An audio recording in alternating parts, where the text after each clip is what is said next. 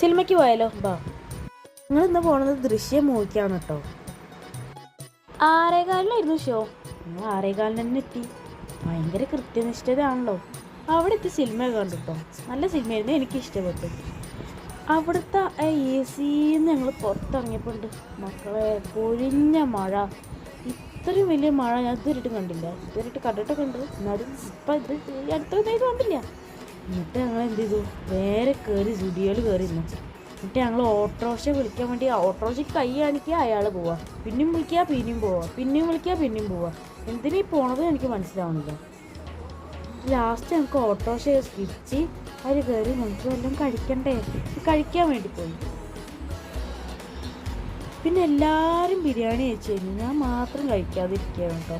പിന്നെ ഞാനത് കഴിച്ചു കഴിഞ്ഞ് ഞങ്ങൾ വീട്ടിൽ പോയി. അപ്പോഴാണ് ഒരു ട്വിസ്റ്റ്, കറണ്ടും പോയി.